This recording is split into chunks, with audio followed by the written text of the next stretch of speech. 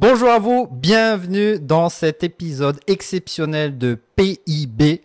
Donc je suis Maëri, cofondateur du club. Donc le club, on aide les personnes à investir dans l'immobilier rentable grâce aux stratégies haut rendement en Belgique, principalement en Wallonie. Et aujourd'hui, pour vous aider dans vos investissements, on accueille un invité extraordinaire qui va parler d'énergie, on va parler de PEB, on va parler de certification, on va parler des points d'attention et des enjeux actuels et futurs dans tout ce qui est énergétique. Et donc, quoi de mieux d'inviter Thibaut. Thibaut, pour les personnes qui nous écoutent aujourd'hui, est-ce que tu peux te présenter? Donc bonjour à tous, moi c'est Thibaut et je suis certificateur PEB pour la Wallonie. Donc il faut savoir qu'il y a quelques années j'ai acheté un premier bien à Mons, qui est aujourd'hui une colocation. Et les aspects énergétiques m'ont tellement intéressé que j'ai décidé de me lancer là-dedans. Et j'ai pas eu tort vu l'ampleur que ça prend aujourd'hui d'ailleurs. Yes, merci. Et alors, donc tu viens de Mons, c'est ça? Je viens de Tu Mons, viens de Mons et tu as fait tes investissements là-bas. Donc investisseur, intéressé par tout ce qui est PEB. Donc aujourd'hui, tu es certificateur, c'est ça? certificateur, bientôt auditeur, responsable PEB. Donc j'essaye de faire l'ensemble des formations. Ok, parfait. Et en plus de ça, en formation, donc tu as pris aussi la formation du club classique pour la petite histoire. Et alors, c'est intéressant parce que les PEB, peut-être que ceux qui nous écoutent aujourd'hui sont un peu conscients des enjeux, etc. et cherchent plus d'informations. Mais quand j'ai commencé l'immobilier en 2017, en mai 2017, on parlait pas du tout du PEB. C'était un peu, je dirais pas une bête noire, mais un peu un document futile. On prenait pas beaucoup d'attention au PEB. C'était limite, ça a toujours été légalement obligatoire. Enfin, toujours, je ne sais pas, mais en tout cas récemment. Mais aujourd'hui, on en parle de plus en plus. Donc, pourquoi est-ce que tu trouves que le PEB commence à prendre de la place dans l'immobilier belge? Donc moi j'ai commencé il y a à peu près un an dans la certification PEB et on commençait à parler de l'impact que ça prend. Et ici, ouais, voilà, un an plus tard, je vois vraiment la différence. Tout le monde en parle. Il y a énormément d'inquiétudes. Il y a beaucoup de flou aussi. Les contraintes qui vont arriver dans les années à venir vont être de plus en plus fortes. Donc, si on regarde dans les pays voisins, on voit qu'elles sont déjà là. Il ne faut pas regarder si loin. On peut regarder en Flandre, où les personnes sont déjà obligées de rénover leurs biens pour atteindre un PEB D, donc lors de l'achat. Et ça, c'est une mesure qui va venir notamment en Wallonie en 2026. Yes, alors peut-être pour ceux qui viennent d'arriver et qui sont vraiment néophytes, novices dans l'immobilier, est-ce que tu peux nous expliquer qu'est-ce que c'est que le PEB? Est-ce qu'on dit la PEB, le PEB, de quoi on parle? Donc, alors la PEB, en fait, la réglementation PEB, c'est ce qui concerne surtout les bâtiments neufs et aussi tout ce qui est rénovation avec permis d'urbanisme. Ici, on s'intéresse au certificat PEB, donc le PEB, masculin hein, du coup. Donc le PEB qui est en fait le certificat qui est un label octroyé à une habitation et qui va informer le futur locataire ou le futur acquéreur de la performance du bâtiment. Alors le certificat PEB, ça tu le sais, hein, je l'ai déjà pas mal décrit en formation, mais ce qui est important c'est que c'est une consommation théorique. Donc c'est quelque chose, un calcul qui est fait dans un logiciel et qui va donner une consommation théorique à votre maison selon de la composition des murs, est-ce que les sols sont isolés, est-ce que la toiture est isolée, et puis tout ce qui est système, donc comment c'est chauffé, comment l'eau chaude est produite, est-ce qu'il y a des panneaux solaires, etc. Et on a sur base de tout ça un calcul qui est fait et un résultat pour chacune des maisons. C'est ça, donc c'est le fameux document où on voit différentes couleurs, où on voit, voilà, le résultat, c'est une lettre qui correspond à la consommation, hein. Donc tu peux avoir A, A+, je crois, B, etc. Et ça va jusqu'à G? Jusqu'à G, Ça va voilà. jusqu'à G, ok. Et donc G, en gros, si on reçoit un PEB G, c'est-à-dire que la consommation théorique est énorme. Est énorme, oui, tout à Ok. fait. Et alors, c'est bien une consommation théorique, c'est-à-dire si la personne qui habite dans cette maison ne se chauffe pas, ne se lave pas, voilà, n'utilise pas, ne consomme pas, ben, le PEB sera toujours G en fait. Et Hmm. donc c'est là qu'il faut bien se rendre compte que le score ne bougera pas, peu importe ce que vous faites. Tout ce qui compte, c'est la maison. Ok. Et donc, est-ce que tu penses que un PEB, si on a un mauvais PEB, on va revenir dans les questions ici que j'ai préparées. Si on a un mauvais PEB, donc par exemple un PEB G, on peut avoir une consommation de l'ordre d'un PEB B ou C. C'est-à-dire que comme le certificat est mal fait ou n'a pas pris en compte beaucoup d'informations, la consommation théorique est en réalité, par exemple, C, mais le certificat, il nous rend un PEBG. Oui, donc en effet, il y a beaucoup de problèmes dans ce domaine-ci. Le souci, c'est que voilà, il y a des tests qui ont été faits, il y a des émissions à scandale qui sont sorties. D'ailleurs, on s'est fait pas mal insulter pendant cette période, hein, de charlatans et tout ça.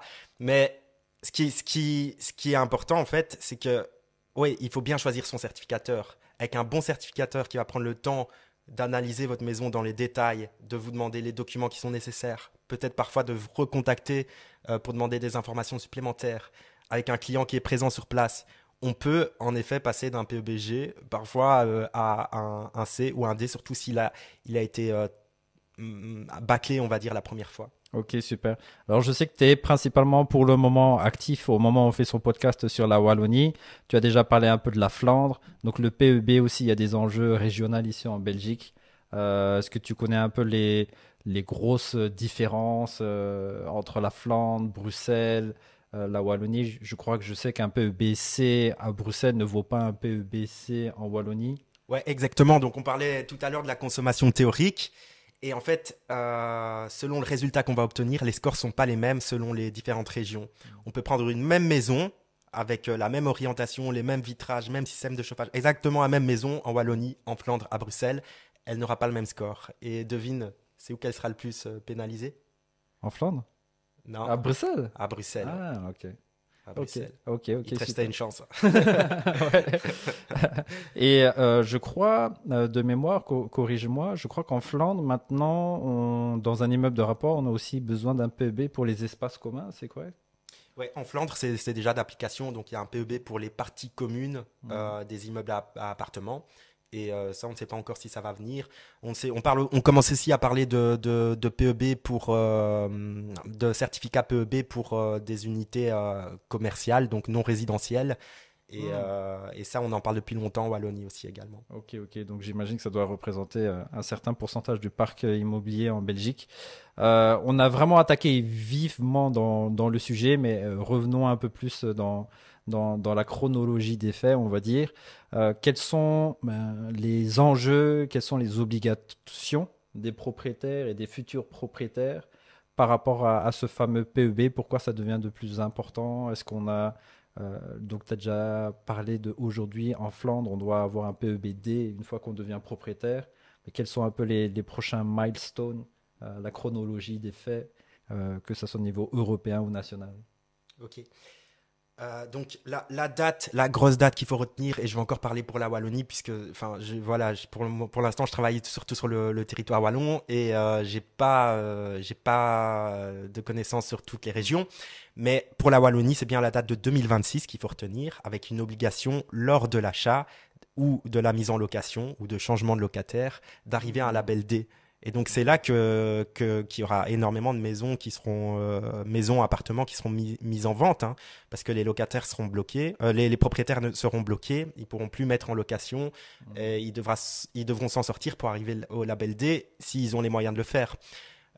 Et c'est là qu'on commence à parler d'optimisation de certificat PEB, donc déjà se faire conseiller par les bonnes personnes dans le sens quels sont les travaux qui vont me coûter le moins d'argent possible et me permettre d'augmenter mon score le plus possible.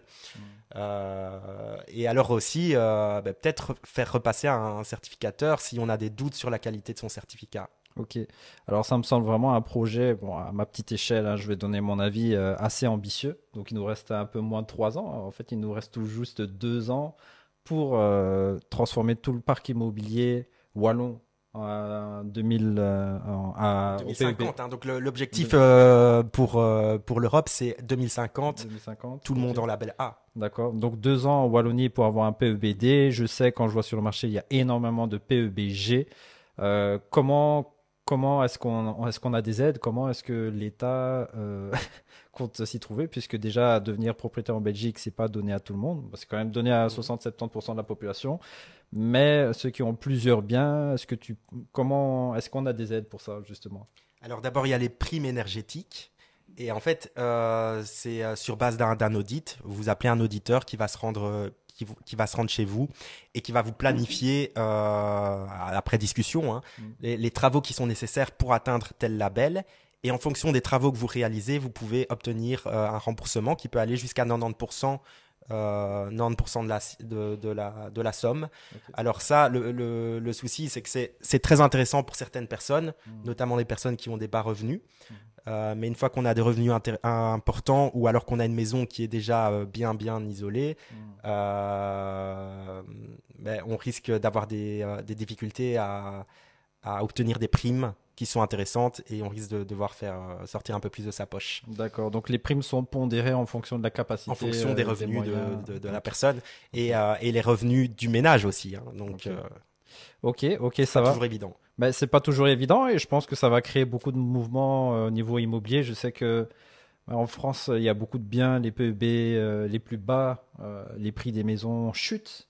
Nous aujourd'hui, je pense qu'on est dans un marché un peu une zone grise, je dirais. En quoi est-ce que le PEB impacte le prix de l'immobilier? Alors c'est très difficile, hein, c'est très difficile d'estimer l'impact du PEB seul, lui seul, quel impact il peut avoir sur une maison.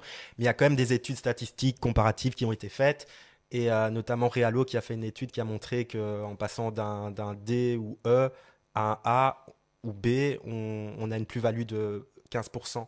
Ok. Voilà, après, je pense que sur le long terme, et on a des courbes qui, au cours du temps, montrent l'évolution des prix. On Hmm. voit un écart qui se fait de plus en plus entre les maisons qui ont un bon label et celles qui sont au fin fond du trou. Ok, ok, ok. Et je sais aussi, effectivement, je rebondis par rapport à ce que tu dis, Mhm. les banques, en tout cas au moment où je parle, font de plus en plus attention au niveau du solde du reste à vivre, donc dans les critères d'acceptation des crédits, par rapport au PEB. Donc, si on a un gros PEB et les personnes qui demandent un crédit disent qu'ils vont vivre dans le bâtiment, si le PEB est G, ils vont demander un gros reste à vivre, voire ne pas prêter, octroyer un crédit hypothécaire, parce qu'ils vont se dire qu'ils vont payer trop de charges énergétiques pour se chauffer dans le bâtiment et que ça risque d'être très compliqué. Donc je sais que ça impacte aussi au niveau de l'octroi des crédits, sauf si évidemment on fait des travaux en conséquence Ça, c'est vrai. Et pour l'instant, d'isolation. c'est un peu flou aussi parce que chaque banque a ses propres règles. Ouais. Je sais, je vais pas les citer, mais il y a certaines banques qui ne tiennent pour l'instant encore pas compte du PEB. Mhm. Il y en a d'autres qui vont vous obliger à faire un emprunt plus conséquent Ouais, pour faire les travaux pour obtenir un bon PEB. c'est Et ça. donc, il faut voir si la capacité d'emprunt est encore présente, hein. C'est ça. Donc oui, c'est encore flou. Et alors, ça peut aussi, c'est important aussi pour la personne qui vend sa maison, hein. Donc imagine, tu vends un de tes biens, Ouais. le risque c'est de te dire, ben, l'acheteur va devoir réaliser des travaux. Est-ce que sa capacité d'emprunt sera suffisante? Est-ce qu'il n'aura pas des taux d'intérêt plus élevés? Hmm. Est-ce que moi, en fait, je vais pas mettre beaucoup plus de temps pour vendre cette maison? C'est ça. Et est-ce que ça va pas démotiver la personne au final à acheter le bien et créer de plus en plus de refus d'obtention de crédit hypothécaire?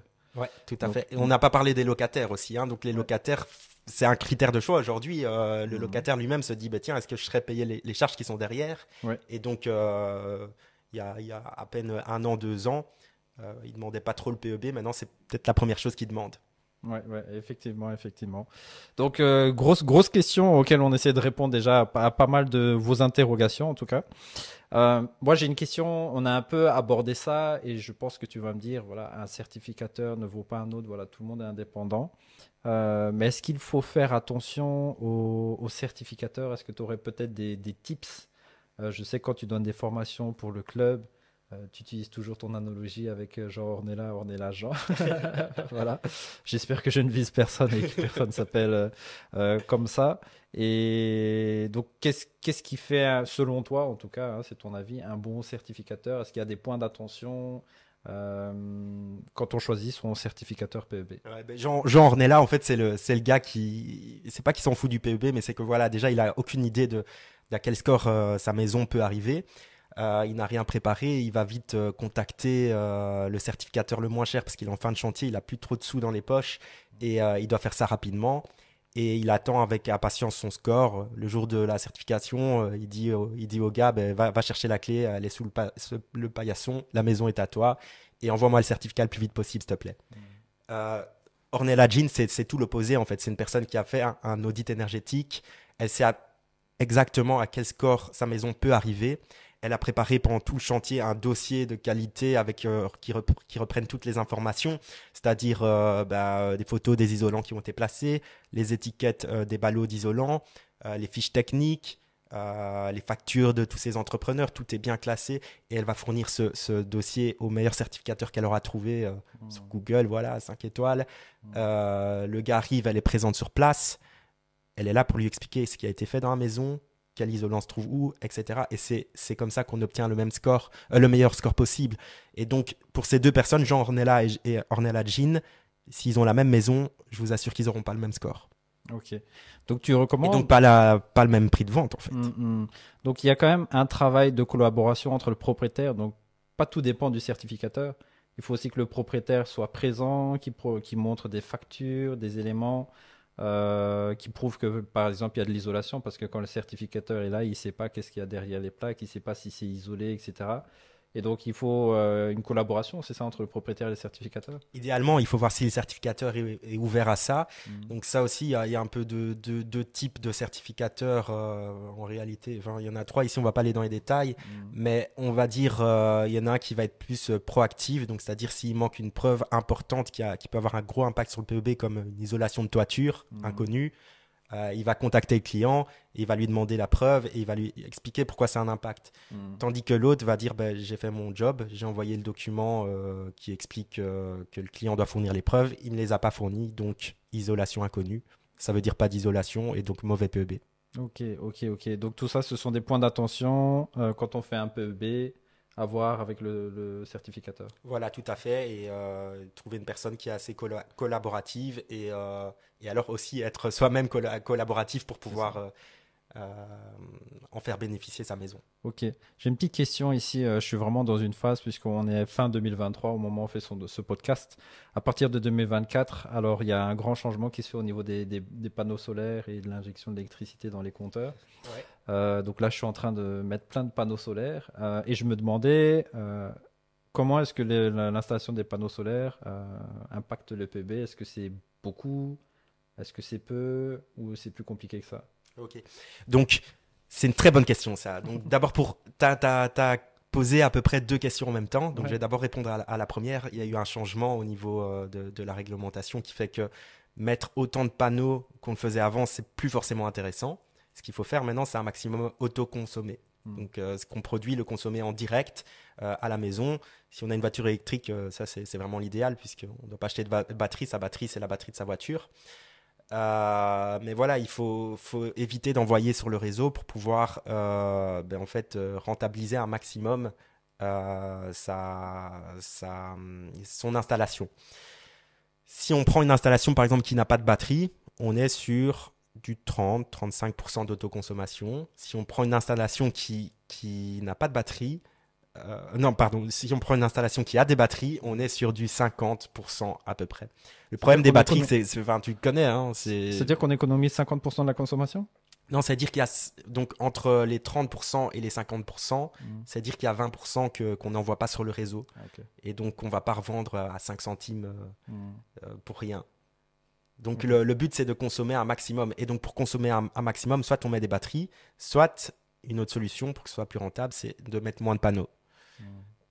Au niveau de l'impact sur le PEB, les panneaux ont un très fort impact sur le PEB parce que c'est de l'électricité. L'électricité, on a une production théorique qui est multipliée par 2,5. Je ne vais pas rentrer dans les détails ici, mais en gros, l'impact des panneaux sur le label est quand même très important. Très important. Donc, j'ai bien fait, c'est un bon investissement. T'as très bien fait. Ok, merci pour la petite. Au niveau du PEB, et pas seulement, ça on oublie de le préciser parfois, mais le PEB c'est théorique, c'est un outil, c'est important, oui, ça a un impact sur le prix de vente et tout ça, mais on parle aussi de consommation réelle, de sa facture réelle. C'est ça. Et il faut voir aussi, il faut pas l'oublier, il y a certaines choses que vous pouvez faire en dehors du PEB qui vont aussi vous faire économiser beaucoup d'argent, comme placer des panneaux solaires, mais d'autres choses qui parfois ont aucun impact sur le PEB, mais change tout sur votre facture. Et c'est d'ailleurs une des raisons pour laquelle c'est que j'ai reçu une facture de 8 000 € d'augmentation d'électricité. de mon fournisseur. Et je me suis dit, bah, c'est 8 000 euros. Si je les avais investis dans des panneaux solaires, bah, j'aurais peut-être eu un décompte de 1 000, 2 000. Ça m'aurait fait beaucoup d'économies. Donc, on ne sait pas ce que l'avenir nous réserve, mais d'après ce que tu dis, si je comprends bien, c'est un bon investissement d'acheter des panneaux solaires, que ce soit aujourd'hui 2023 ou même 2024 ou plus Tout tard. à fait, mais d'une Ok. manière différente. Et alors aujourd'hui, les installateurs sont peut-être pas tous à jour par rapport à la réglementation. Qu'est-ce qu'il faut faire, comment il faut adapter l'installation pour qu'elle soit rentable. Et donc peut-être parfois aussi laisser un peu de temps Mhm. pour être mieux informé et se dire ben, c'est bon, ça y est, toi tu l'as fait avant décembre, Yes. mais si on le fait après décembre, laisser un peu de temps pour voir si on a des solutions qui permettent de rentabiliser cette installation qui n'est Hmm. peut-être plus aussi rentable qu'avant. Ok, parfait, parfait, super. Alors pour toutes les personnes qui n'ont, bon, soit ont des biens ou soit veulent acheter des nouveaux biens, donc je vois que le PEB, l'énergie est un critère important, mais il y a aussi des biens qui se prêtent bien à une optimisation donc du PEB ou de la consommation réelle. Comment est-ce qu'on peut savoir si le bien qu'on va acheter, alors je sais que c'est une question assez large, sera optimisable ou sera intéressant au niveau de l'optimisation PEB et qu'il ne faudra pas injecter, on va dire, maison 100 mètres carrés, 100 000 euros pour avoir un PEB A, mais qu'on va devoir injecter peut-être 20, 30 000 euros par exemple. Ok, je vais te répondre avec le pire exemple. J'ai eu un appel la semaine passée, je pense, ou la semaine d'avant là-dessus. C'est un appartement, rez-de-chaussée, copropriété. Ouais. On ne peut pas isoler la cave parce que c'est pas chez soi, ça appartient à la copropriété. On ne peut pas isoler les façades non plus. Changer les châssis, c'est compliqué. En fait, Hmm. on est dans une situation où on est un peu bloqué. Et le pire, c'est le jour où on aura une obligation de rénover ce bien pour pouvoir le mettre en location. Alors, qu'est-ce qu'on fait? C'est la grande question. Est-ce Hmm. qu'il y aura des exceptions? Est-ce qu'il y aura... je ne sais pas. Isolation de Juste- l'intérieur, c'est possible? Isolation de l'intérieur, c'est possible, mais si on a des petites surfaces, Faire des mètres. voilà, Ok. c'est Hmm. compliqué. Donc voilà, ça c'est le pire exemple. Le meilleur exemple qu'on puisse trouver, c'est un appartement. Imagine que tu achètes un immeuble à appartement, donc tout appartient à toi. L'appartement qui se trouve au milieu, il a un mitoyen au-dessus, donc il n'a pas de toiture. Il a un mitoyen en dessous, donc il n'a pas de plancher sur cave, sur sol, rien du tout. Il a peut-être deux façades, une avant, une à l'arrière, donc très peu de déperdition. Hmm. Et donc on pourra très facilement avoir un bon score. Si c'est pas son propre immeuble, on peut même envisager une isolation par l'intérieur si on a une bonne surface. Et Hmm. donc ce sont tous des éléments qu'il faut analyser dès la visite pour se dire, bah, tiens, celui-là, je sais qu'en 2026, j'aurai une exigence.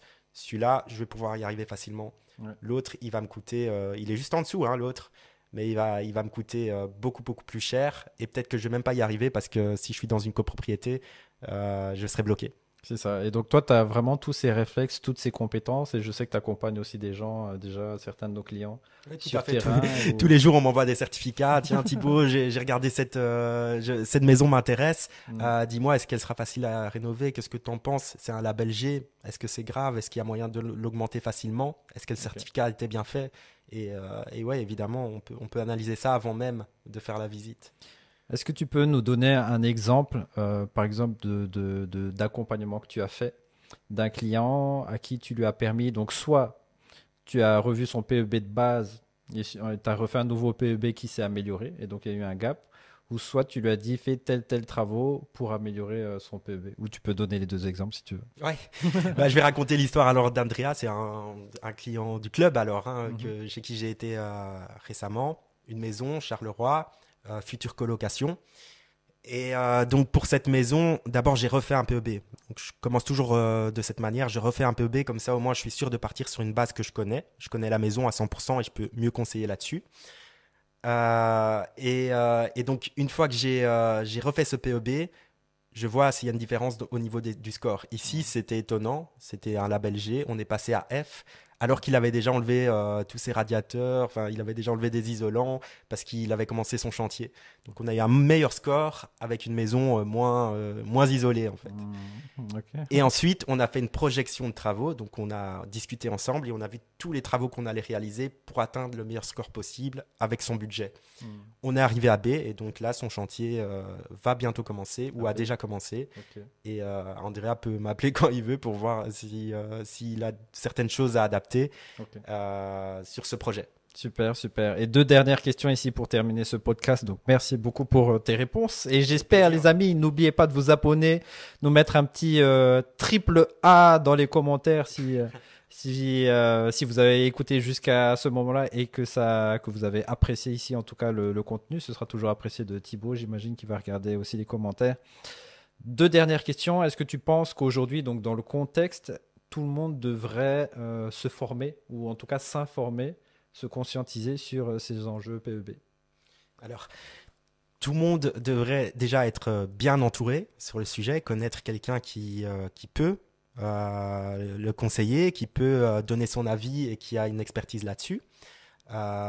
Et alors, ouais, avoir une petite base de formation, comprendre ce que c'est un certificat PEB, comment le lire, et pas juste regarder le label, limite même pas regarder le label, regarder le reste, et pouvoir prendre ses décisions sur base de ça. Je pense que c'est déjà une bonne base de formation, et pour aller plus loin, avoir une connaissance, quelqu'un qui peut aller plus dans les détails. Ok, super. Et donc, pour ceux qui voudraient aller plus loin, se faire accompagner, se former, est-ce que tu as une solution, quelque chose à proposer pour eux? On parlait du triple A, hein. Le triple A, tu connais, ça te dit quelque chose? Oui, tout à fait. Donc là, c'est une révélation. C'est la première fois qu'on en parle en public, hein. Mais les membres du club vont pouvoir bénéficier d'un accompagnement énergétique pour les biens qu'ils achètent. Et donc, c'est le pack triple A qui va comprendre à la fois une formation, qui va aussi comprendre un accompagnement du coup pour un bien avec un mini audit. Ce qu'on appelle un mini audit, c'est exactement ce que j'ai réalisé pour Andrea.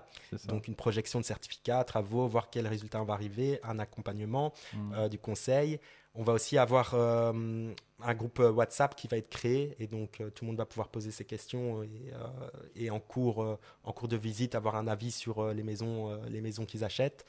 Et donc ça, c'est quelque chose qui devrait bientôt être mis en place pour le mois de... Yes, donc ce sera début 2024. Janvier-février. Ouais, janvier-février, restez à l'affût. Et donc il y a un certificat qui est compris et il y a aussi l'analyse de biens et la sélection des biens justement qui se prête bien à une optimisation PEB. Donc tout ça, si vous êtes intéressé, regardez les liens en description, on vous mettra toutes les informations. Il y aura des vidéos, il y aura des rencontres. Vous aurez aussi l'occasion de rencontrer Thibaut lors d'un IMO Tour. Et donc, inscrivez-vous, cliquez sur les liens en description pour avoir plus d'informations. Merci encore Thibaut pour ta présence. Et est-ce que tu aurais le dernier mot de la fin? Et en attendant, je vous dis à tous pour un prochain épisode du podcast PIB. Le dernier mot de la fin, c'est isoler vos tuyaux isoler vos tuyaux de chauffage dans la cave. Ça va vous faire déjà gagner beaucoup de points et avec très peu d'argent et une grosse réduction sur la facture d'énergie. Voilà, merci en tout cas, j'étais heureux d'être là aujourd'hui et je pense que c'est un sujet qui est au final très peu abordé. Vous pouvez chercher peut-être les podcasts qui existent sur ce sujet-ci. C'est peut-être un des seuls et donc ça vaut la peine d'aller peut-être encore un peu plus loin et de creuser le sujet avec nous ou ailleurs. Super, merci, à bientôt, ciao.